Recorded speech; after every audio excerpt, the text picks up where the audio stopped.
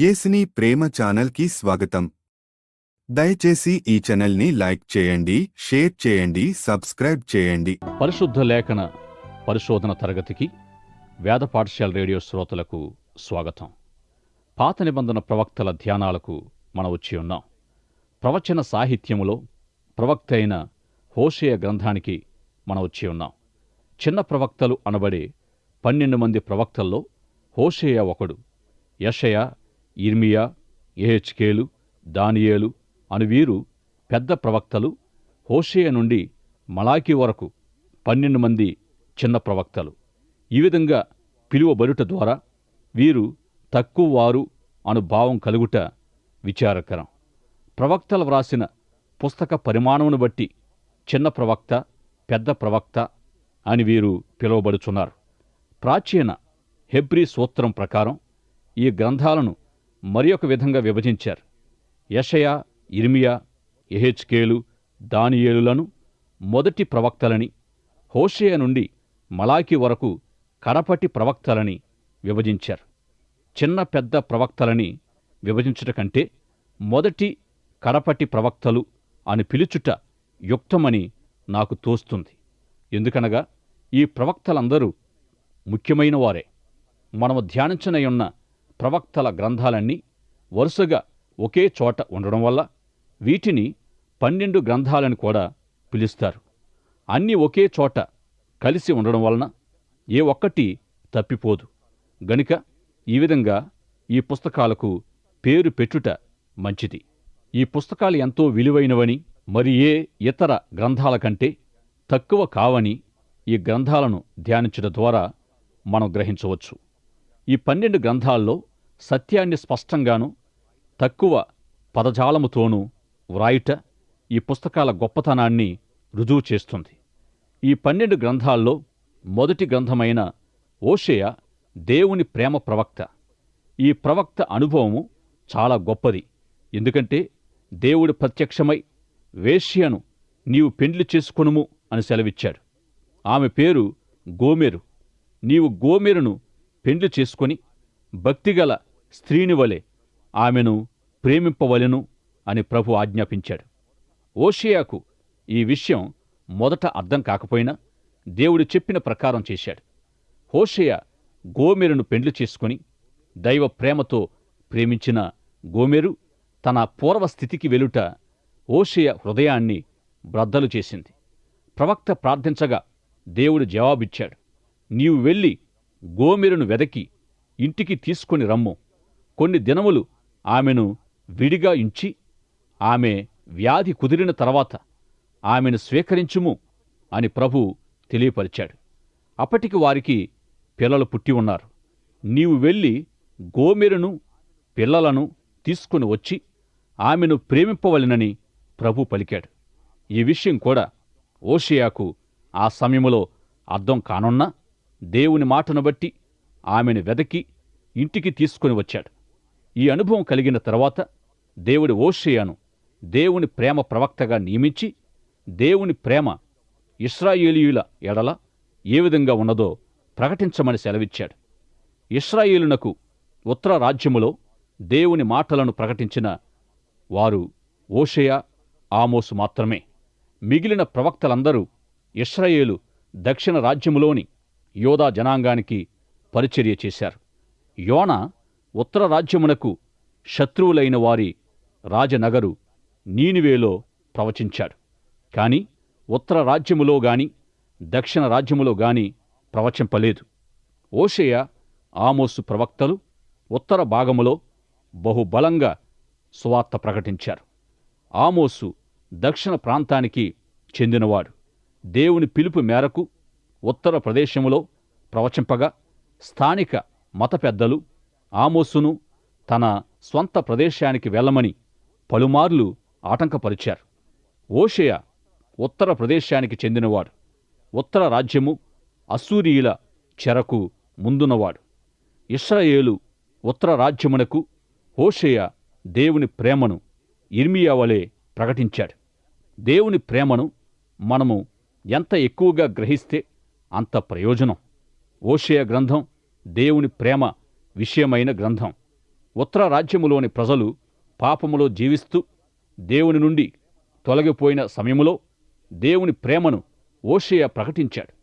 విగ్రహారాధన చేస్తూ ఆత్మీయంగానూ నీతి విషయములోనూ భయంకర పాప స్థితిలో ప్రజలు ఉన్నప్పుడు హోషేయ దేవుని ప్రేమను వారికి తెలియపరిచాడు. తాను గోమెరును ఎంతగా ప్రేమించినా ఆమె విటగాండ్ర యొద్దకు వెళ్లిన విషయాన్ని, అనగా తన స్వంత అనుభవాన్ని వారికి తెలియజేశాడు. అయినా దేవుడు ఆజ్ఞ ఇచ్చి గోమెరును ప్రేమింపవలెనని తనకు చెప్పాడని వారికి తెలిపాడు. తన జీవిత అనుభవాన్ని వారితో పంచుకొని వారికి ప్రకటించిన విషయం, మీ విషయమై దేవుడి విధంగా ఉన్నాడు, నాకు గోమెరు ఏమి జరిగిందో మీరు దేవునికి అదే జరిగించారు. మీరు విగ్రహాలను పూజించుట ద్వారా దేవునికి అపనమ్మకస్తులయ్యున్నారు. ఎందుకనగా విగ్రహారాధన ఆత్మీయంగా వ్యభిచారము లాంటిది. అవమానకరమైన లోక కార్యాలు జరిగించుట ద్వారా మీరు ఆత్మీయంగా వ్యభిచరించుచున్నారు. గోమెరు నాకు జరిగినదే మీరు దేవునికి జరిగిస్తున్నారు. హోషేయ సందేశములో ప్రాముఖ్యమైనది ఇశ్రాయేలీయుల ఎడల దేవుని ప్రేమ. విలాప వాక్యముల గ్రంథాన్ని ధ్యానిస్తూ పాత నిబంధన ప్రవక్తలు ప్రజల పతనం, విపత్తు, శిక్షణ గూర్చి ప్రవచించిన శుభ సందేశాన్ని కూడా ప్రకటించాడని మనము నేర్చుకుంటున్నాం. 12 మంది చిన్న ప్రవక్తలందరూ దేవుని ప్రేమను ప్రకటించారు. దేవుని ప్రేమకు షరతులు లేవని వారు బోధించారు. గుహలో కూర్చుండి యిర్మీయా విలాపవాక్యములు వ్రాస్తూ ఏమి పలికాడో మనం విన్నాం. ఆయన వాత్సల్యత ఎడతెగక నిలిచినది. నీవు ప్రేమిపక మానవు, అదియే నాకు ఆశ పుట్టించుచున్నది. నా జీవమును విమోచించువాడవు నీవే. మెస్సియా వచ్చి యిర్మీయా ఏ ప్రదేశములో విలాపవాక్యాలు వ్రాశాడో అదే స్థలములో గొల్గొతాపై శిలువ వేయబడ్డాడు. యిర్మీయా ప్రేమను ప్రకటించిన రీతిగానే హోషేయ ప్రేమను ప్రకటించాడు. ఇదే ప్రేమను కొరింథీ మొదటి పత్రిక 13వ అధ్యాయములో పౌలు వివరించాడు. దేవుని ప్రేమ ప్రేరేపణ కలిగిస్తుందని, నాశనం కాదని, షరతులు లేనిదని పౌలు ప్రకటించాడు. దేవుని ప్రేమను ప్రకటించిన హోషేయ గ్రంథం దేవుని ప్రేమ సందేశాన్ని తెలియజేసే అత్యుత్తమ గ్రంథం. కుటుంబ జీవితములో ప్రేమను పొందలేని దంపతులకు సంఘ కాపరిగా నేను సలహా ఇచ్చేవాడను. భార్యభర్తలు ఒకరి పట్ల ఒకరు అపనమ్మకస్తులుగా ఉండుటను బట్టి హృదయ వేదనతో వీరు నా యొద్దకు వచ్చేవారు. విశ్వాసులు ఇలాంటి పరిస్థితుల్లో ఏమి చేయాలి? దేవుని చిత్త ప్రకారము భార్యభర్తలు ఇరువురు మాత్రమే ఈ ప్రత్యేక సంబంధం కలిగి ఉండాలి. వివాహ బంధములో వేరొకరు ప్రవేశింపకూడదు. అయితే అనేకుల అనుభవం హోషేయ వలె ఉంది. హోషేయ వలె దీర్ఘశాంతముతో భార్యను ప్రేమించే కృప దేవుడు దయచేస్తాడు. అపనమ్మకముగా ఉన్న భాగస్వామిని విడిచిపెట్టాలని పరిశుద్ధ లేఖనం ఎన్నడూ చెప్పడం లేదు. హోషేయ వలె భార్యను గాని భర్తను గాని ప్రేమించాలి అనే దేవుడి పిలిచే పిలుపు మీరు వినాలి. వివాహ జీవితములో అపనమ్మకత్వము గల భార్యను గాని భర్తను గాని ప్రేమించే విషయములో హోషేయ ప్రేమ మంచి మాదిరి. దేవుని ప్రజలను కాయాలంటే దేవుడు ఆ పని కొరకు ఎవరిని పిలుస్తాడు?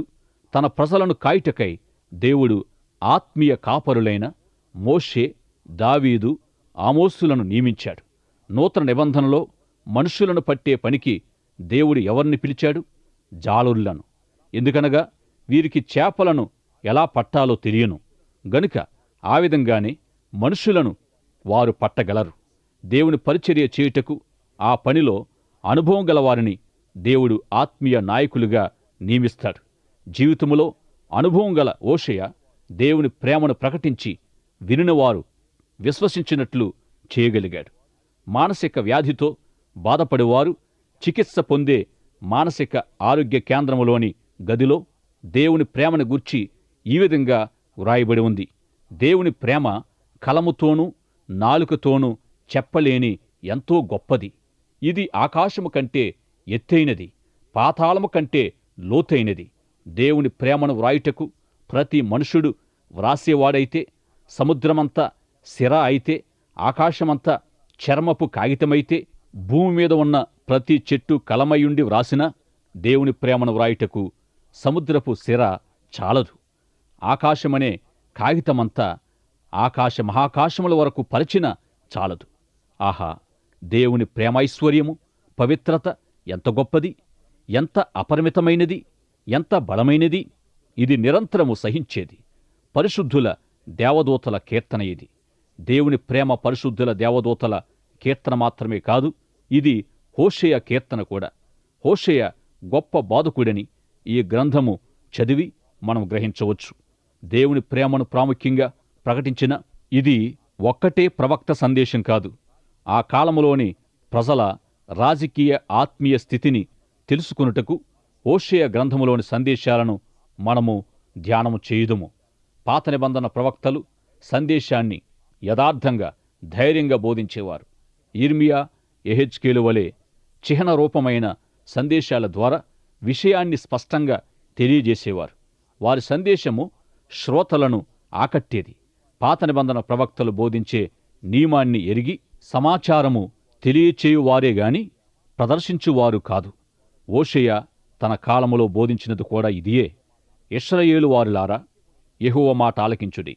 సత్యమును, కనికరమును, దేవుని గూర్చిన జ్ఞానమును లేకపోవుట చూచి యెహోవా దేశ నివాసులతో వ్యాజ్యమాడుచున్నాడు. అబద్ధ సాక్ష్యము పలుకుటయు, అబద్ధమాడుటయు, హత్య చేయుటయు, దొంగిలించుటయు, వ్యభిచరించుటయు వాడికయ్యను. మానక నరహత్య చేసెదరు. అందువలన భూమి ఫలమివ్వడం లేదు. పశువులు, ఆకాశ పక్షులు, మత్స్యములు క్షీణించుచున్నవి. హోషేయ కాలమందలి 4 రాజులు హత్య చేయబడుట వలన హోషేయ మానక హత్య చేసెదరని పలికాడు. వ్యభిచారము, మద్యపానము, అల్లరి పాటల వలన నా ప్రజలు మతి చెడిరి. తాము పెట్టుకొనిన కర్ర యొద్ద విచారణ చేయుదురు. వ్యభిచార మనసు వారిని త్రోవ తప్పించెను. కాగా తమ దేవుని విసర్జించి అన్య దేవతలను పూజించిరి అని హోషేయ ప్రకటించాడు. హోషేయ బోధించిన తీరు వినండి. మీ క్రియల వలన దేవుని యొద్దకు తిరిగి రాలేకపోవుదురు. వ్యభిచార మనసుండుట వలన వారు యెహోవాను ఎరుగకయుందురు. నేను వారిని క్షమించవలెనని ఉన్నను వారి పాపములు బహుఘోరమై జనులు అబద్ధికులను, దొంగలను, బందిపోటు దొంగలై సమరయలో నివసించుచున్నారు. రొట్టెలు కాల్చువాడు ముద్ద పిసికిన తరువాత ముద్దంతయు పొంగు వరకు పొయ్యిని అధికంగా వేడిచేసి ఊరకుండునట్లు వారందరూ మానని కామాతురత గలవారైయున్నారు. వారి రాజులందరూ కూలుదురు. వారిలో నన్ను స్మరించువాడు ఒకడునూ లేడు. వారు అన్యజనులతో కలిసి ఎవరును త్రిప్పివేయని అప్పం వలె నిష్ప్రయోజకులైరి. ఒకవైపు కాలి మరొకవైపు కాలని అప్పముతో ప్రజలను పోల్చి ప్రజలు నిష్ప్రయోజకులుగా ఉన్నారని హోషేయ ప్రకటించాడు. ఒకొనొక సంఘటనలో ఒక మంత్రిగారికి పరిచారకునిగా నియమించాలా వద్దా అని తీర్మానము ప్రతి సంవత్సరం జరుగుతూ ఉందట. అయితే సంఘస్థుల్లో కొందరు వెళ్ళి మరి ఒక సంవత్సరం మీరు పరిచారకునిగా ఉండాలి అని మంత్రిగారిని అడిగారు. అందుకు మంత్రిగారు, నా పరిచర్య మీకు నచ్చినందుకు మీకు కృతజ్ఞతలు అని చెప్పాడట. అప్పుడు సంఘస్థులు, అయ్యా, మీ పరిచర్యను మెచ్చుకొని కాదు, మేము చెప్పేది ఏమిటంటే సంఘములో అసలు మంత్రి ఉండకూడదని కొందరు అంటున్నారు. ఎందుకనగా మీ వలన సంఘానికి కలిగే ప్రయోజనం శూన్యమని అన్నారట. ఇశ్రాయేలు ప్రజలు కూడా ఖాళీ కాలని అప్పం వలె నిరుపయోగంగా ఉన్నారు. సమరయలో యథార్థమైన వ్యక్తి ఒకడునూ లేడు. వారు గాలిని విత్తి సుడిగాలిని కోయుదురు. మరియు హోషేయ ఈ విధంగా ప్రకటించాడు. ఇశ్రాయేలు వారు నాశనమై అన్యజనులలో పగిలిన ఘటం వంటి వారైరి. అడవి గాడిద వలె ఒంటరిగా ఉన్నారు. వారికున్న స్నేహితులు విటకాండ్లు. ఇశ్రాయేలు ఘనత పక్షివలె ఎగిరిపోయాను. ఇశ్రాయేలు జనాంగము సమూయేలు కాలములో కోరుకొనిన రాజుల విషయమై దేవుడు ఎంత కలత చెందాడో హోషేయ తెలియజేశాడు. వారి చెడుతనము గిల్గాలులో కనబడుచున్నది. ఇక్కడే వారు రాజు కావలెనని సమూయేలును అడిగారు. అచ్చటనే నేను వారికి విరోధినైతిని. వారి విగ్రహారాధన బట్టి నా దేశము నుండి వారిని వెలివేతును. వారినిక నేను ప్రేమింపను.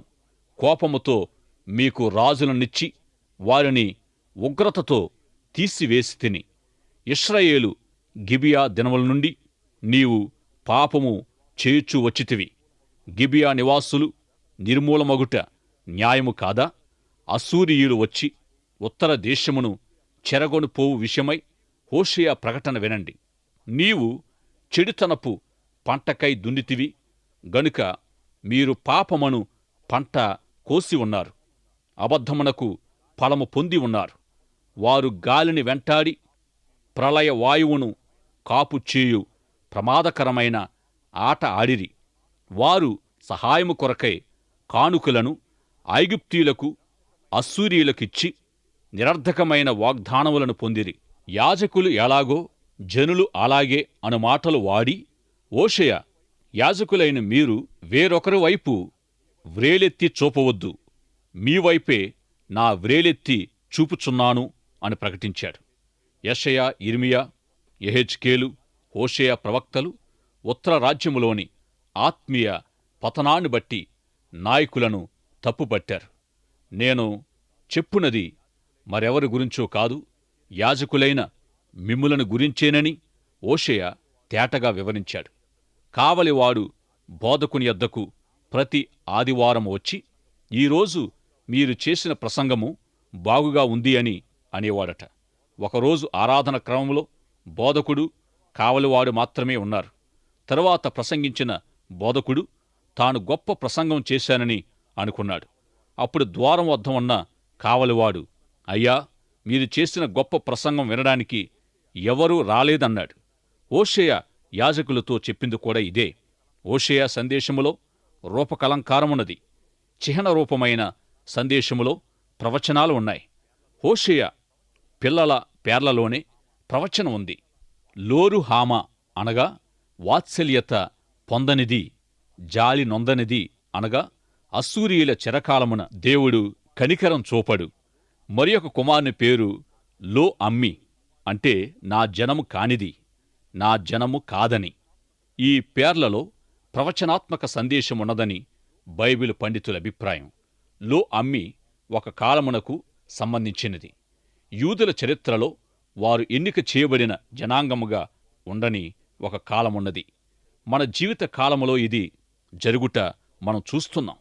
అపోస్తులుడైన పౌలు రోమాపత్రిక 9వ అధ్యాయము నుండి 11వ అధ్యాయం వరకు ఈ కాలాన్ని గురించి వివరించాడు. హెబ్రీయులు దేవుణ్ణి విసర్జించారు గనుక దేవుడు అన్యజనుల వైపు తిరిగిన కాలమని పౌలు వివరించాడు. ఇశ్రాయేలీయులను శిక్షించుటకై దేవుడు అన్యుల వైపు తిరిగాడు. ఇశ్రాయేలీయులను పూర్తిగా శిక్షించి అన్యుల ప్రవేశం సంపూర్ణమైన తర్వాత దేవుడు మరల యూదుల వైపు తిరగగా ఇశ్రాయేలీయులందరూ రక్షణ పొందెదరు. ప్రవక్తలందరూ ఈ విషయమై ప్రవచించారు. ఈ కాలమునే లో అమ్మి కాలమందుము. నేటి మన కాలములో దేవుడు హెబ్రీయులతో మీరు నా ప్రజలు కారని చెప్పుచున్నాడు. అయితే ఒక దినాన్న యూదులు మరల దేవుని ప్రజగా మారతారు.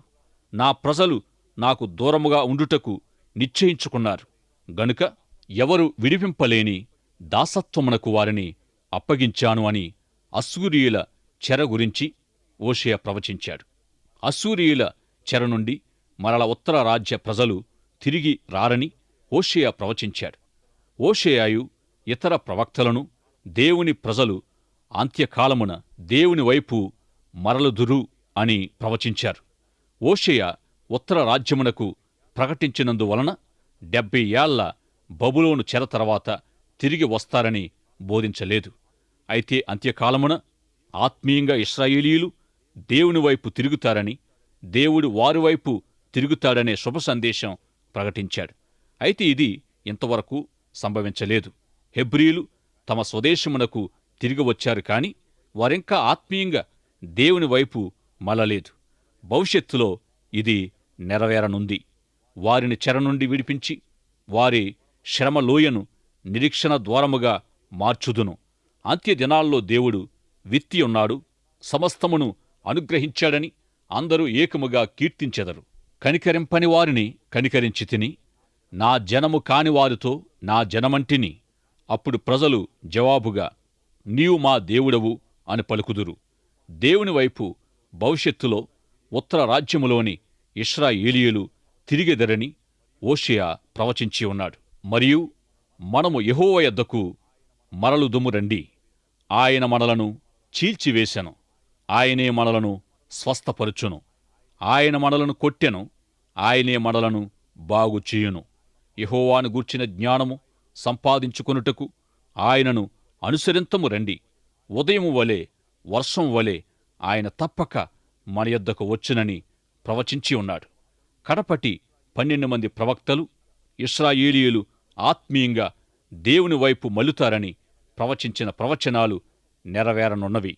యూదులు దేవుని వైపు తిరిగి గొప్ప బోధకులుగా యుందురని జకరియా ప్రవచించాడు. ఆ దినాలలో జనములు యూదుల యొద్దకు వచ్చి, దేవుడు మీతో ఉన్నాడు, దేవుని మాటలు మేము వింటామని చెప్పు ప్రవచనము ఇంకా నెరవేరలేదు. దేవుడు ఇశ్రాయేలీయుల పట్ల ప్రేమ కలిగి హృదయ భారముతో వారు తిరిగి తన యొద్దకు రావలెనని హోషేయ ధారాళముగా ప్రవచించాడు.